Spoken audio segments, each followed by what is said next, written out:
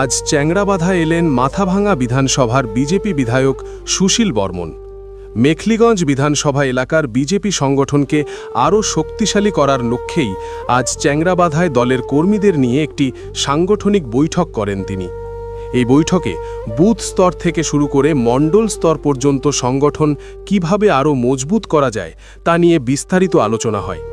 কর্মীদের উদ্দেশ্যে সুশীল বর্মন বলেন, আগামী দিনে মানুষের ঘরে ঘরে পৌঁছে গিয়ে বিজেপির উন্নয়নের বার্তা তুলে ধরতে হবে। বৈঠকের পর সাংবাদিকদের মুখোমুখি হয়ে বর্তমান পশ্চিমবঙ্গের পরিস্থিতি নিয়েও কড়া ভাষায় রাজ্য সরকারকে আক্রমণ করেন তিনি। সুশীল বর্মন বলেন, আজ পশ্চিমবঙ্গে আইন শৃঙ্খলার অবস্থা ভয়ঙ্কর। সাধারণ মানুষ নিরাপদ নয়, যুব সমাজ কাজ পাচ্ছে না, আর দুর্নীতিতে ডুবে রয়েছে রাজ্য সরকার। তিনি অভিযোগ করেন, তৃণমূল সরকারের আমলে শুধু কাটমানি আর সিন্ডিকেট রাজ চলছে। তিনি আরও বলেন, বিজেপি মানুষের পাশে আছে, বিজেপি মানুষের জন্য কাজ করে। আগামী দিনে মেখলিগঞ্জ বিধানসভায় বিজেপির সংগঠন আরও শক্তিশালী হবে এবং মানুষই এর যোগ্য জবাব দেবে ব্যালটের মাধ্যমে।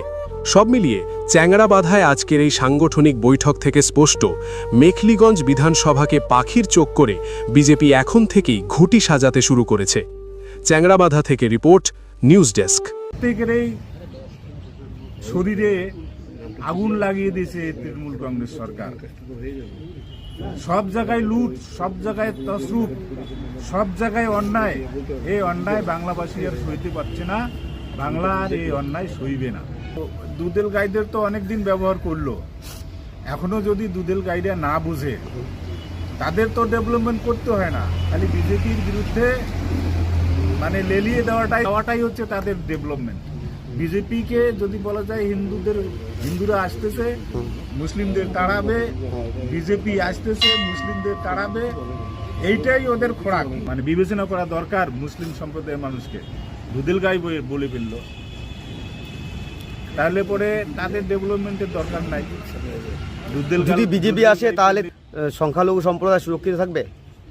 হ্যাঁ, অবশ্যই। ভারতীয় যারা মুসলিম আছে, যারা হিন্দুস্তানি মুসলিম, তাদের জন্য ভারতীয় জনতা পার্টি জান দেবে, কিন্তু বাংলাদেশি মুসলিমদের যারা আশ্রয় দেবে তাদের পক্ষেও আমরা নেই। জামালদা যে একটা অমানবিক কাণ্ড ঘটেছে, তার থেকে মুসলিম সম্প্রদায়ের জামালদা টাউন মসজিদ থেকে তাকে সমাজ থেকে বহিষ্কৃত করা হয়েছে, সে ব্যাপারে আপনার কী বলা আছে? এটা একটা মর্মান্তিক ঘটনা। একটা বয়স্ক মানুষ